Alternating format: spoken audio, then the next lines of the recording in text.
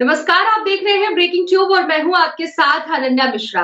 आज फिर से एक खास पेशकश लेकर मैं मौजूद हूं आप सभी के सामने, लेकिन इस बार जो चर्चा होने वाली है, मुझे लगता है कि शायद ये सभी लोगों को ज़्यादा से ज़्यादा पसंद आएगा। लेकिन इस खास चर्चा की शुरुआत करने से पहले मैं कुछ लाइन कहना चाहती हूँ। ज्ञान की जो मूरत गढ़ी जाती है, वो पूरी दुनिया में पूजी जाती है और आज ये लाइन ठीक सटीक बैठता है हमारे इस खास मेहमान के लिए, पंकज कुमार वर्मा जी के लिए जो एडीएम है मथुरा में इस वक्त इनकी मौजूदगी है। बहुत-बहुत स्वागत है सर आपका। Thank you ma'am. आज तो शुरुआत इसीलिए करूँगी क्योंकि यूपी पीसीएस का जो परिणाम आया है 26 में और इसमें जो आपने अपनी काबिलियत दिखाई है, आपका जो योगदान रहा है, शुरुआत इसी से करेंगे फिर एक-एक करके एक-एक कड़ी को जोड़ते हुए जाएँगे। सबसे पहले तो इसके लिए बहुत-बहुत बधाई कि आपकी मेहनत जो है हर वर्ष रंग ला रही है, जब से आपने इस संस्थान को डाला है। उसके बाद से हर बार जब भी परिणाम आता है तो आपके संस्थान से बच्चे क्वालिफाइड होते हैं। इस बार के बारे में थोड़ा-सा मुझे बताइए? जो अभी तुम इस बार के रिजल्ट के बारे में चर्चा करना चाहेंगे, लगभग जो पिछला 2024 वाला पीसेस हुआ था, इसमें जो मेंस दिया था 100 से ज्यादा बच्चों ने मेंस दिया था, जिसमें लगभग अभी तक जो रिजल्ट हम लोग के हाथ में आ गया है वो 40 प्लस बच्चों ने मेंस हुँ, क्वालिफाई किया और सब वो इंटरव्यू के लिए जा रहे हैं। इंटरव्यू अभी यही 15 आने वाली 15 फरवरी से शुरू होके मार्च हुँ, पर चलेंगे और हुँ। इसमें आप सब लोगों की ढेर सारी ब्लेसिंग्स की आवश्यकता होगी। तो सब लोगों से अनुरोध करूंगा कि आप सब ब्लेसिंग्स दीजिए। वो सभी डाउन टू अर्थ बच्चे हैं और दूर दराज गांव देहात से बच्चे हैं। जितना आप उनको ब्लेसिंग्स देंगे उतना ज्यादा उनको सफलता के चांसेस बनेंगे, जी। मेहनत करने की प्रेरणा मिलेगी। बिल्कुल, आप तो ये बात कह ही रहे हैं कि अभी बच्चों को इंटरव्यू के लिए जाना है। लेकिन इसमें आपने जो एक योगदान दिखाया है, निःशुल्क जो शिक्षा लोगों को आप देते हैं, बहुत सारे हैं जो बड़े-बड़े सपने लेकर घर से बाहर निकलते हैं या फिर पढ़ने की पूरी कोशिश करते हैं, लेकिन फाइनेंशियली प्रॉब्लम की वजह से वो नहीं पढ़ पाते हैं। और सबसे बड़ी पहचान आपकी जो है एक एडीएम के तौर पर तो है ही, लेकिन आप इस नाम से भी ज़्यादा से ज़्यादा जाने जाते हैं कि ये यूँ कहा जा सकता है कि उन छात्रों के लिए मसीहा बनकर आप सामने आए हैं जो जिनके पास पैसे नहीं है, वो पैसे देके नहीं शिक्षा ग्रहण कर पाते हैं, उन्हें आप निःशुल्क पढ़ाने की पूरी कोशिश करते हैं। ये थॉट कैसे आपके दिमाग में आया? देखिए, इस थॉट के पीछे बहुत ज्यादा लंबा चौड़ा कोई हम लोगों ने नहीं सोचा। ना तो मैं ऐसा सोचता हूँ कि मैं कोई यूनिक काम कर रहा हूँ, ना तो कोई ऐसी थीम है कि मैं दुनिया बदलने के प्रयास में हूँ।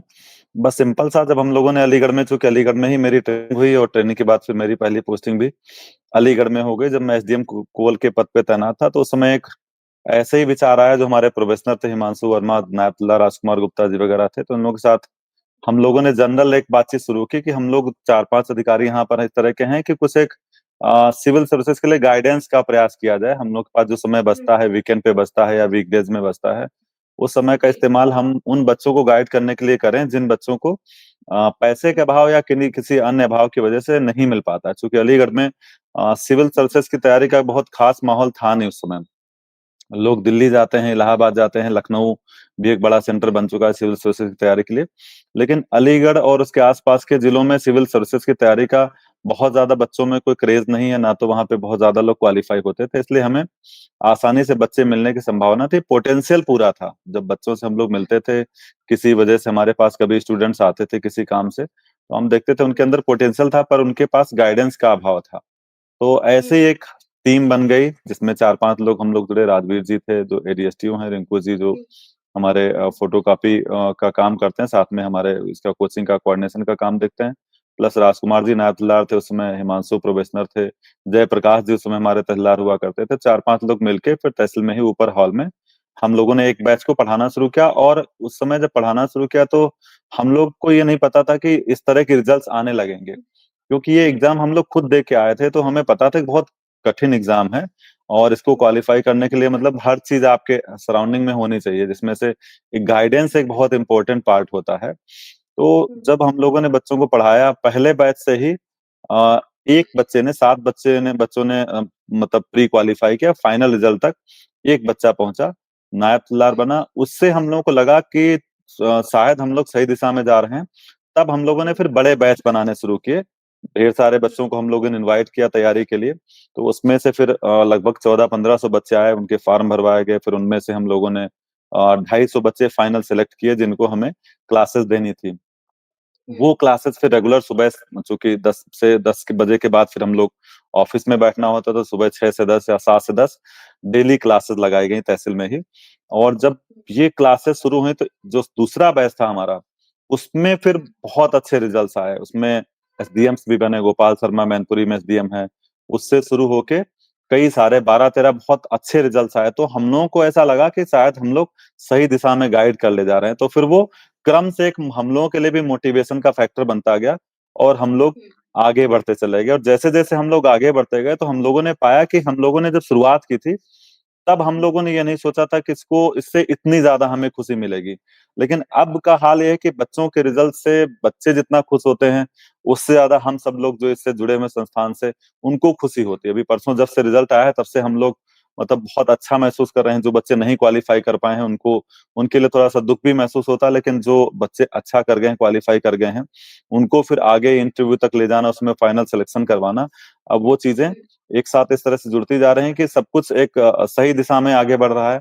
और रही इसमें रिजल्ट्स की बात, तो अभी तक 60 से ज्यादा बच्चे हैं जो लोक सेवा आयोग से पीसीएस की भर्ती निकलती है, उसमें अब तक हुँ, सिलेक्ट हो चुके हैं, काफी जिलों में तैनात है, जिसमें नायब तहसीलदार, तहसीलदार, डिप्टी जेलर, एसडीएम, बीडीओ और सीओ, बहुत सारे पदों पे तैनात हैं। और इसके हुँ, अलावा जो छोटे पद हैं जिनकी हम लोग रिकॉर्ड थोड़ा रखना मुश्किल होता है, क्योंकि हम सब लोग ऑलरेडी जॉब में हैं, इसी में से समय निकाल के हम लोग प्रयास करते हैं बच्चों को गाइड करने का, तो उतना समय नहीं निकाल पाते हैं। फिर भी एक मोटा मोटा जो रिकॉर्ड रहता है उसके हिसाब से लेखपाल, सिपाही, एसआई से लेके अन्य विभागों में सब मिला के 300 से प्लस बच्चे हैं जो आज की तारीख में कहीं ना कहीं नौकरी कर रहे हैं, और उसके साथ साथ वो बड़ी नौकरी के लिए यानी पीसीएस के लिए भी कंटिन्यूएशन में हुँ। प्रयास भी कर रहे हैं। जी जी। अच्छा, जी आप जी। जो ये कहानी बता रहे हैं, शुरुआत दौर की आप बता रहे हैं कि यूँ ही आप लोगों ने एक कमरे में एक संस्थान डाला, कि जो बच्चे नहीं पढ़ पा रहे हैं, जिन्हें गाइडेंस मिलने की आवश्यकता है। तो वो कौन-से साल की बात है? मैं ये जानना चाहूँगी, कौन-से साल में आपने ये शुरुआत की थी? ये 2016 में मैं एसडीएम कोल के रूप में अलीगढ़ में तैनात हुआ था, तो उसी समय हम लोगों के पास एक्चुअली जब आपके पास अच्छे अधिकारी और भी होते हैं तो आपको थोड़ा सा और पॉजिटिव सोचने का मौका मिलता है, और फिर आपके साथ जब टीम अच्छी है तो आप बेहतर कर पाते हैं। तो 2016 में हम लोगों ने शुरुआत की, तो वो तब से अभी तक उसी मोमेंटम से चीजें चल रही हैं। अच्छा, अ, आप जब ये शुरुआत की है और मौजूदा समय की जो स्थिति है, इसमें काफ़ी अंतर आपने खुद ही बताया कि शुरुआत हमने थोड़े से किया, फिर आज हम फिर ज़्यादा-ज़्यादा संख्या ये बढ़ाने लगे। लेकिन इन सब के बीच में फिर एक सवाल ये उठता है कि अभी आप सिर्फ़ अकेले ही तैयारी करवा रहे हैं इन सभी बच्चों को कि साथ में और भी बच्चे और भी लोग आपके साथ मौजूद हैं? मतलब ये एक टीम के साथ हो रहा है, सिर्फ़ आप अकेले ये संस्थान चला रहे हैं? देखिए इसमें कोई भी संस्था अकेले की बस की बात नहीं होती चलाना। जब हम लोगों ने शुरुआत की थी उस समय हमारे साथ राजवीर सर जो एडीएसटीओ थे, राजकुमार गुप्ता नायब तहसीलदार थे, जयप्रकाश जी थे, विभा जी थी तहसील में ही, और ये Himanshu Verma deputy collector probationer थे। 5-6 लोग थे इन लोगों ने, और इनको भैया भी साथ में जुड़े हुए थे। इतने लोगों ने पढ़ाना शुरू किया, फिर धीरे धीरे ट्रांसफर होके लोग इधर उधर जाते गए, हम भी ट्रांसफर होके दूसरे जनपदों में पहुंच गए। हुँ, लेकिन उसके बाद भी रिंकू जी और राजवीर जी, ये दो लोग वहां पर वहीं रहे, और लगातार वो तब से लुक आफ्टर वही कर रहे हैं। मैं हुँ, दूसरे जनपद जहां भी हूँ वहां से देखने का प्रयास करता हूँ, जब भी समय मिलता है जाके बच्चों से गाइड करने का, रणनीति तैयार करने का काम करता हूँ। बाकी जो वहां हुँ, पर देखने का काम है सब चीजों को, वो इनके द्वारा ही किया जाता है। और साथ हुँ, में हम लोगों ने 1-2 एम्प्लॉय भी रखे हैं। लेकिन हुँ, जो पढ़ाने का काम है वो राजवीर सर इकोनॉमी पढ़ाते हैं। प्लस हम अब हुँ, उन बच्चों से पढ़वाते हैं जो बच्चे ऑलरेडी मेंस दे चुके हैं या इंटरव्यू दे चुके हैं, उनके मार्क्स जिस विषय में अच्छे हैं और वो पढ़ाने के लिए इच्छुक भी हैं, इवन पढ़ाने की तो होड़ लगी रहती है, उन्हीं बच्चों को हुँ, लगाते हैं वहां पे। आज की तारीख में 100 से ज्यादा बच्चे ऐसे हैं जो मेंस इंटरव्यू दे के वहीं पे डेली आके पढ़ने आते हैं। तो जो नया बैच जब हम स्थापित करते हैं तो उन्हीं बच्चों को लगाते हैं, वही पढ़ाते हैं। उसके बाद फिर हम लोग टेस्ट सीरीज तैयार करते हैं, प्रीलिम्स के समय प्रीलिम्स की चलती है, मेंस के समय मेंस की चलती है, और इंटरव्यू के समय फिर हम लोग इंटरव्यू के लिए गाइड करते हैं। तो जो टेस्ट सीरीज हुँ, तैयार करते हैं हम लोग, वो फिर हम लोग तैयार करके बच्चों को देके फिर उनकी जो कॉपी रहती है वो वहीं पर, रिटर्न की कॉपी हम लोग चेक करते हैं, ऑब्जेक्टिव वाली कॉपी वहीं संस्थान में ही चेक हो जाती हैं। तो इस तरह से जो बाहर से हम किसी को पढ़ाने के लिए नहीं बुलाते हैं, जो संस्थान के ही बच्चे हैं जो अच्छा कर रहे हैं, 2-3 मेंस इंटरव्यू दे चुके हैं, हमें लगता है कि इनके अंदर पोटेंशियल है, उन्हीं को लगाते हैं। और अभी तक का रिजल्ट ये रहा है कि जो बच्चे पढ़ान मतलब पढ़ने में अच्छे थे, फिर पढ़ाने में अच्छे थे, फाइनली वो सिलेक्शन लेके चले भी जाते हैं। हुँ। अभी हम लोग जल्दी ही अच्छा। नया बैच एक फिर से शुरू करने जा रहे हैं।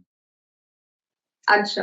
अच्छा, ये बात कही जाती है कि जब भी किसी भी छात्र या छात्रा चाहे कोई भी लाइन हो, किसी भी लाइन की पढ़ाई हो, कोई भी लाइन पूरा करना चाहे, चाहे वो आईएएस, पीसीएस की बात हो जाए या फिर किसी और लाइन की बात कही जाए। लेकिन सवाल इन सबके बीच में ये आ जाता है कि अरे फ्री है, फ्री में तो पढ़ाई अच्छी नहीं होती है, मुफ्त सेवा है, बहुत अच्छा वहाँ पे हमें नॉलेज नहीं मिलेगा। पैसे देकर अगर हम पढ़ेंगे तो फिर हम आगे बढ़ जाएँगे।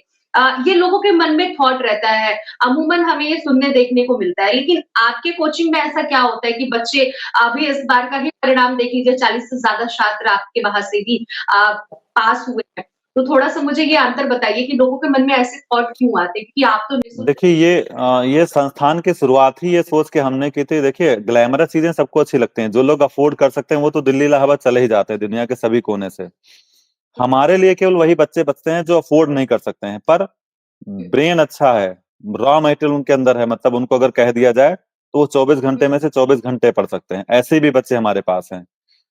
जो जहां पर अभी मालवीय पुस्तकालय नाम की एक संस्था है, एक ट्रस्ट की लाइब्रेरी है, उसी में हम लोग इस समय एक टिनसेड हम लोगों ने डाला है, जो मंडी का जैसे फड़ आपने देखा होगा उस तरह का फड़ होता है, वो बना हुआ है। उसमें 700 बच्चे एट ए टाइम बैठ के पढ़ सकते हैं। उसी में स्टेज बना हुआ है, बोर्ड लगा हुआ है, और साइड में केबिन वाली लाइब्रेरी भी उसी के अंदर बनी हुई है।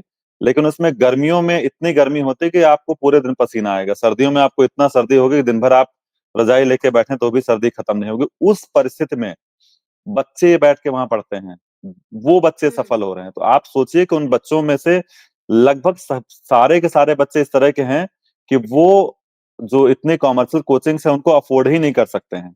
उन बच्चों को हम लोग सेलेक्ट करके लाते हैं, बिल्कुल ये सोच के कि उनके पास उसके अलावा जैसे कोई ऑप्शन तो हम कह सकते हैं उनके अलावा निःशुल्क कोचिंग और भी बहुत चल रही हैं, लेकिन उनके घर के आसपास, उनके परिवेश के आसपास उससे बेहतर ऑप्शन उनको नहीं मिल सकता है। तो ये एक रीजन रहता है कि जो बच्चे हमें मिलते हैं फिर वो टिकते हैं। हुँ। ठीक है, ये तो आपने बता दिया कि जिनके मन में अगर वो संकल्प है तो चाहे स्थिति जैसी भी हो वो पढ़ के पार अपना कर लेंगे, वो उस जगह पे पहुँच जाएँगे। अच्छा, जब ये जब भी परिणाम आता है आपके संस्थान की तरफ से और जब आपका ज़िक्र होता है तो उसमें आपकी वाइफ़ का भी ज़िक्र होता है कि आपकी मिसेज़ जो है पूरा सहयोग देती हैं। वो किस तरह से सहयोग देती है उनके बारे में भी हम जानना चाहेंगे? भाई मिसेस की तरफ सहयोग, अगर मिसेस किसी की हर्डल नहीं बन रही है इन सब कामों में, अगर आपको समय दे रही हैं इन सब चीजों को करने के लिए, तो सबसे बड़ा सहयोग तो मैं मानता हूं कि धर्मपत्नी की तरफ से यही होता है। बाकी धर्मपत्नी की तरफ से, चूंकि वो भी एनिमल राइट एक्टिविस्ट हैं, सुप्रीम कोर्ट में वकालत भी करती हैं, और जो Maneka Gandhi ji people for animal NGO है उसमें रेगुलर एम्प्लॉय भी हैं, जो उनका देहरादून वाला शेल्टर होम है जिसमें हॉर्सेज और कैट्स रखी जाती हैं, उसकी इंचार्ज भी हैं।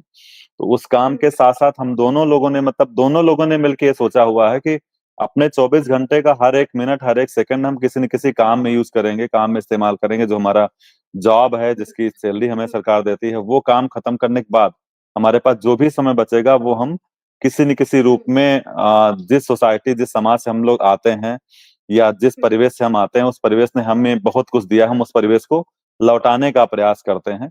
ये दोनों लोगों की ये मतलब एक मिली जुली सरकार जैसी चलती है। जैसे उनका घर पे ही एक, हम लोग के घर पे भी एक शेल्टर होम है जिसमें रेस्क्यूड एनिमल्स रखे जाते हैं, जिनकी संख्या 30 से ज्यादा है, जिसमें मंकी है, डंकी है, कैट्स हैं, और हेन भी थी एक, और डॉग्स बहुत सारे हैं, जिसमें सब रेस्क्यू किए हुए हैं। कोई भी शहर का व्यक्ति जिसके पास हम लोग का नंबर होता है वो लाके घर पे छोड़ जाता है, फिर उनकी सेवा करके उनको घर ही में रखा जाता है। तो एक रेस्क्यू सेंटर के रूप में घर में भी चलती है। तो दोनों लोग एक ही सोच के हैं, इसलिए दोनों लोग एक दूसरे की प्रेरणा बन के साथ में काम करते हैं। बढ़ गया है, मतलब दोनों लोगों का एक-दूसरे से सहयोग है, फिर सारी चीज़ें पॉसिबल हो पा रही। जहाँ से आप आते हैं लखीमपुर खीरी से, उसके बारे में आपसे जानना चाहूँगी। जब आप वहाँ पे जन्म लिए जहाँ से आप आते हैं, मन में कभी थॉट आया था कि आप इस मुकाम तक पहुँचेंगे, फिर पहुँचने के बाद फिर आप वो संस्थान चलाएँगे जहाँ पे जो पैसे देकर नहीं पढ़ सकते हैं, उन्हें उस काबिल हम बनाएँगे। शुरुआती दौर से थोड़ा-सा अब ज़िक्र करना चाहूँगी, वहाँ से आप मुझे बताइए स्कूली पढ़ाई से, कभी मन में थॉट आया कि मैं आगे जाकर एडीएम बनूँगा, फिर बच्चों को भी शिक्षा दूँगा। देखिए कहीं न कहीं से तो प्रेरणा हर चीज़ की मिलती ही है। हमने याद है कि मैं मतलब बहुत ज़्यादा मेरी ऐसी कोई प्रेरणा का स्रोत कुछ नहीं रहा। लेकिन जब बचपन में एक बार मुझे याद है कि बहुत नामी-गिरामी कलेक्टर हुआ करते थे, विजय शंकर पांडे। वो मेरे गांव के बगल वाले गांव में आए थे, तो जब वो गुजर रहे थे तो उसमें हम लोग पेड़ पे ही बैठे हुए एक तरह से जामुन खाने के लिए। तो मैंने देखा उनकी गाड़ी के पीछे लगभग मेरा आधा गांव पीछे पीछे उनके भागते हुए जा रहा है। उस समय इतना ज्यादा कलेक्टर का क्रेज हुआ करता था। फिर उनके पीछे पब्लिक को जाते हुए देख के हम भी पीछे पीछे चल दिए। कक्षा 5 में पढ़ रहे थे, छोटे बच्चे ही रहे होंगे। तो जब जहां उनकी कुर्सी में लगा के जनता मिलन करने वो गांव में आए थे, हमने देखा कि वो लगभग हर व्यक्ति जिसके पास कोई न कोई समस्या थी, उनकी हर समस्या का सलूशन लेके वो आए थे। या तो तुरंत का तुरंत हल निकल जा रहा था, या फिर बाद में हल के आश्वासन के साथ वो लोगों से बात कर रहे थे।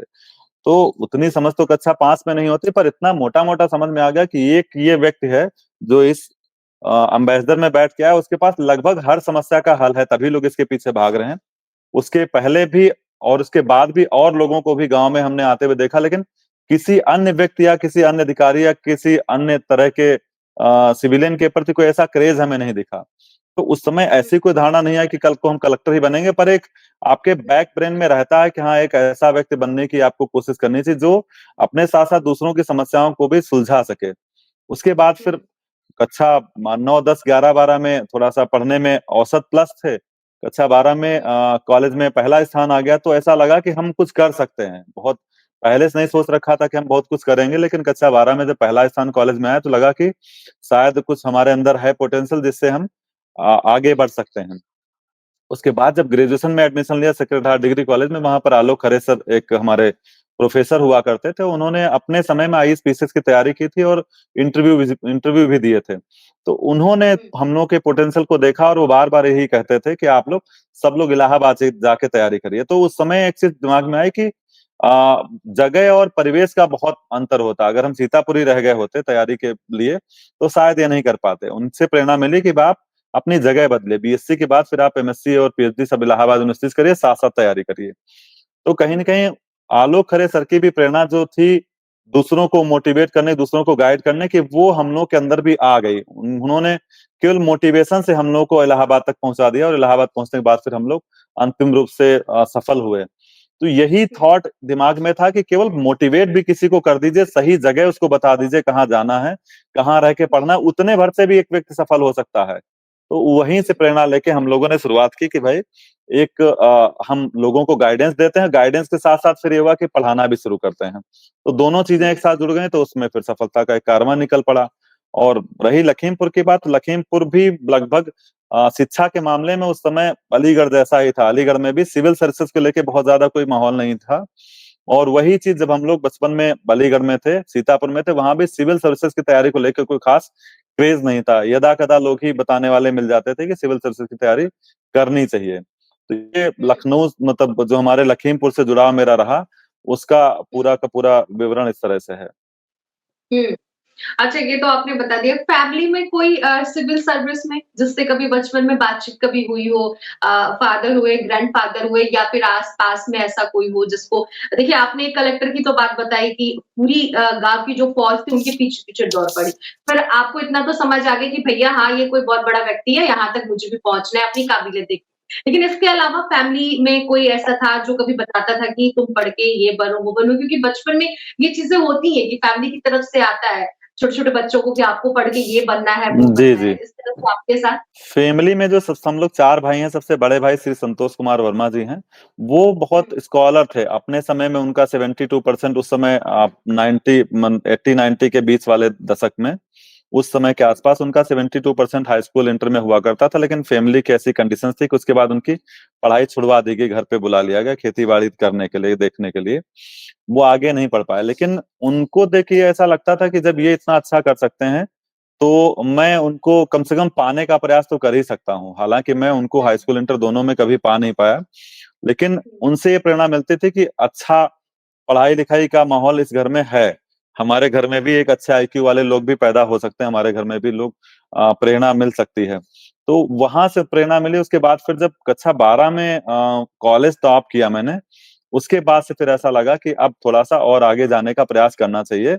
अब मतलब जब आप कक्षा 12 में कॉलेज टॉप करते हैं, इसका मतलब आप 100 150 बच्चों को मतलब डिफीट करके आप आगे जाते हैं। तो फिर लगता है कि नहीं, हम फिर अगर अब अच्छा परिवेश मिला, अच्छी शिक्षा मिली, तो हम बाकी लोगों को भी पीछे छोड़ सकते हैं। वहीं से फिर एक कारवा बना। बाकी बीएससी में फिर जब आलोक खरे सर मिले तो उन्होंने तो पूरा मुहर लगा दी कि आप इलाहाबाद जाइए, मैं गारंटी देता हूँ कि आप सिविल सर्विसेज क्वालिफाई कर लेंगे। ये मेरी मोटिवेशन की पूरी सीरीज रही वहां से।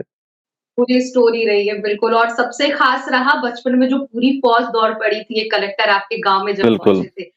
ये आपने जो बताया वहाँ से आप ज़्यादा आपके दिमाग में वो चीज़ें आई। अच्छा, अब आगे की क्या प्लानिंग है? जो संस्थान आपके हर वर्ष 16 आपने बताया कि 16 में हमने उसको रखा, फिर दिन-प्रतिदिन वो ग्रोथ ही करता जा रहा है। आगे इसको लेकर क्या थॉट है? क्योंकि आज भी अगर हम लोग जिस मामले को लेकर चर्चा कर रहे हैं, मेन मुद्दा वही है कि आप लोगों के मार्गदर्शन में बच्चे निःशुल्क पढ़ाई करके और उस मुकाम तक पहुँचे। इसको आगे और कितना बढ़ा दें? इसको लेकर क्या कोई थॉट है आपकी टीम या फिर आपकी?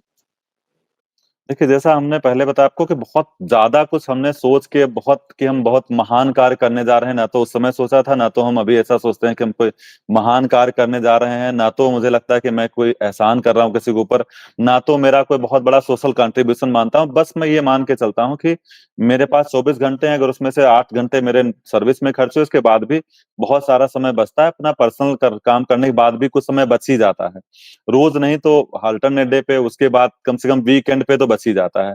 उस समय का इस्तेमाल अगर हम किसी के भविष्य को बदलने में कर सकते हैं तो हम क्यों नहीं करते हैं, हम करेंगे। और वो हम लोगों ने किया। वही थॉट अभी भी कंटिन्यू है कि जब तक हम लोग सक्षम है, तब तक हम लोग इन बच्चों को इसी तरह गाइड करते रहेंगे। अब एक सिविल सर्विसेज मार्गदर्शिका के नाम से संस्था पूरी बन चुकी है, जो मालवीय पुस्तकालय एक लाइब्रेरी है वहाँ की, ट्रस्ट की लाइब्रेरी, हुँ, उसके अंतर्गत एक काम करती है। उसमें बच्चे आते हैं, अपना फीस हुँ, उसकी केवल आई कार्ड की फीस होती है शायद 50 या 100 रुपए कुछ, वो फीस जमा करते हैं। उसके अलावा और कोई पैसा उनसे नहीं लिया जाता। फिर वो परिसर उनके लिए पूरे टाइम अवेलेबल रहता है। 10 से 12 घंटे 12-13 घंटे लगभग लाइब्रेरी वो खुलती है। वहीं पर बैठ के बच्चे आके पढ़ते हैं। जो उस समय क्लासेस अगर चल रही हैं तो सुबह 7 से 10 क्लास चलते हैं। उसके बाद फिर वहीं बैठ के बच्चे नोट्स बनाते हैं, आंसर राइटिंग करते हैं, एक दूसरे से गाइडेंस लेते हैं। तो आगे का बस हम लोगों ने सोचा है कि जितने बच्चे अभी हमारे क्वालिफाई करके दूर दराज स्थानों पे पोस्ट हो रहे हैं, वो लोग संस्था से जुड़े रहें, संस्था को और नॉरिश करते रहें। अपनी तरह के जो बच्चे उनके जैसे परिवेश से और बच्चे आ रहे हैं उनको भी आगे ले जाएं। कम से कम उन बच्चों को अच्छा रास्ता दिखा के, नहीं ज्यादा दूर तो अलीगढ़ का रास्ता उन्हें दिखा सकते हैं कि सीएसएम से जुड़ के वो सफलता प्राप्त करने के लिए सीएसएम अलीगढ़ आ सकते हैं। तो इतना ही सोचा है। बाकी जो सफलता का सबसे बड़ा आधार वहां पे है, वो यही है कि बच्चे इतने ज्यादा मेहनती खुद में हैं कि वो हुँ, 12-14 घंटे उनका मतलब एवरेज रहता है पढ़ने का हर दिन का। एग्जाम के हुँ, टाइम तो उससे बहुत ज्यादा पढ़ते हैं। और दूसरा, वहां पर जब बच्चे 200 बच्चे अगर मान लीजिए कभी आप पढ़ते हुए देखेंगे, तो उसमें से आपको 100 बच्चे ऐसे मिल जाएंगे जो मेंस लिख चुके हैं। 25-30 बच्चे मिल जाएंगे आपको जो इंटरव्यू पहले दे चुके हैं। तो उनके साथ फिर जो फ्रेशर बच्चे भी आते हैं, वो भी अगले साल से वो भी इतने मेच्योर हो जाते हैं, उनको गाइडेंस प्राप्त कर करके, कि वो भी फिर उन्हीं का हिस्सा बन जाते हैं। तो ये बच्चों की मेहनत है, और जो पढ़ाने वाली टीम है हमारी, उनकी सबकी मेहनत है, जिसकी वजह से इतने अच्छे परिणाम आ रहे हैं। और इन परिणामों के पीछे एक भावना ये भी काम करती है कि जो भी वहाँ पढ़ने वाले पढ़ाने वाले हैं, वो एकदम स्वच्छ और साफ सुथरे मन से जुड़ते हैं। आके जो पढ़ने वाले बच्चे हैं वो भी एकदम कोरा कागज की तरह होते हैं। उनके दिमाग में बिल्कुल कुछ नहीं होता। उनके लिए जो उनके गुरु का वाक्य है, जो भी पढ़ाने वाले लोग हैं, हम लोग हैं, उनका वाक्य एकदम पत्थर की लकीर की तरह है। जो बता दिया गया कि ये नोट्स पढ़ना है 3 दिन में, तो 3 दिन में चाहे तीनों दिन जगना पड़े, तीनों दिन जग के वो पढ़ के आएंगे। उसके पहले वो रुकेंगे नहीं। वही स्थिति हर एग्जाम में रहती है। लगभग सभी एग्जाम से पहले हम लोग टेस्ट शेड्यूल बना के टेस्ट लेते हैं। तो टेस्ट में भी यही परफॉर्मेंस रहता है। टेस्ट एक सफलता का और थोड़ा बड़ा कारण रहता है हम लोग का, कि जो एग्जाम हॉल वाला फैक्टर होता है, कि अगर हम लोग मान लीजिए घर में बैठ के टेस्ट सॉल्व कर रहे हैं और एग्जाम में जाते हैं, तो फिर दोनों में काफी अंतर होता है। घर में हमारे अनुकूल माहौल होता है, एग्जाम हॉल में हमारे अनुकूल माहौल नहीं होता। तो उस फैक्टर की वजह से हमारा परफॉर्मेंस कम हो जाता है। घर में हम अच्छा कर रहे होते हैं, क्लास में अच्छा कर रहे होते हैं, लेकिन जब हम एग्जाम में जाते हैं तो परफॉर्मेंस वो नहीं दे पाते हैं। इसके लिए हम लोग हर एग्जाम से पहले जो अलीगढ़ के विद्यालय हैं, उनमें भी जो अच्छे प्रिंसिपल्स हैं, उनसे बात करके उनके विद्यालय में ही हम लोग टेस्ट शेड्यूल रखवा देते हैं, जिससे कि जो टेस्ट शेड्यूल वाला माहौल है, वो एग्जाम वाले माहौल से मैच कर जाता है। मतलब एग्जाम देने जब बच्चे जाते हैं तो उनको ऐसा लगता है कि वो अपने घर में ही बैठ के एग्जाम दे रहे हैं। बिल्कुल वो जो प्रेशर वाला फैक्टर होता है, एग्जाम हॉल के प्रेशर वाला, वो नलीफाई हो जाता है। तो उससे बच्चों को बहुत उससे भी मदद मिलती है। तो ये सारी चीजें हैं जिससे एक सफलता का कारवां आगे बढ़ता रह रहा है। आपकी जो ये संस्थान है उसको अभी जैसे कि आपने बताया कि अभी धीरे-धीरे कोई ऐसी कोई बहुत बड़ी खास प्लानिंग नहीं है कि इसको लेकर कैसे करेंगे, ना सोचा था और ना भी सोचे हैं, लेकिन फिर भी धीरे-धीरे वो डेवलप हो रहा है। खबर ये भी है कि अभी जहाँ आप मथुरा में हैं वहाँ से भी आप इसको चलाते हैं, बाकी अलीगढ़ में तो है ही, इसके अलावा और भी कहीं खोलने की ऐसी कोई प्लानिंग है? नहीं, जहाँ-जहाँ मेरी तैनाती रही वहाँ हम लोगों ने प्रयास किया कि वहाँ भी संस्था खोल के हम उसे ऑपरेट कर पाएँ। पर बाद में ये देखने में आया कि जैसे-जैसे मल्टीपल जगह हम लोग खोल रहे हैं पर वो क्वालिटी फिर नहीं दे पा रहे हैं। अब चूँकि बच्चों के साथ हम उनको मतलब गलत नहीं कर सकते, उनके साथ ये सोच के फिर हम लोगों ने सब जगह ड्रॉप कर दिया। सहारनपुर में भी हम लोगों ने पढ़ाने का प्रयास किया था, उसके बाद बिजनौर, नजीबाबाद रहा, वहाँ भी हमने क्लास चलाई। फिर वहाँ से जो अच्छे बच्चे थे उनको सबको फिर हम लोगों ने अलीगढ़ के लिए ही डाइवर्ट कर लिया। अलीगढ़ ही वो सब बच्चे आके पढ़ रहे हैं और अच्छा कर रहे हैं, यहाँ से सिलेक्शन भी ले रहे हैं।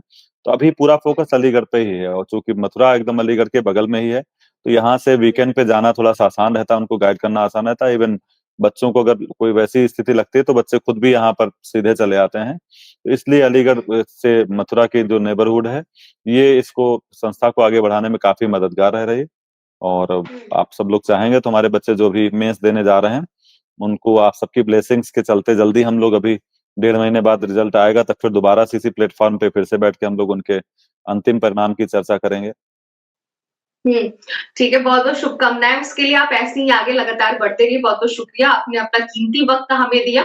तो ये थे हमारे साथ पंकज कुमार वर्मा जी, जिन्होंने अपनी बातों को रखा कि किस तरह से लगातार निःशुल्क सेवा इनकी टीम और ये मिलकर लोगों बच्चों तक पहुँचा रहे हैं, छात्रों तक पहुँचा रहे हैं, जो हमेशा सिविल सर्विसेज़ में पास भी हो रहे हैं, परिणाम भी अच्छे खासे आ रहे हैं। हर वर्ष इनके संस्थान से बहुत सारे ऐसे बच्चे हैं जो क्वालिफाइड हैं और जगह-जगह तैनाती है।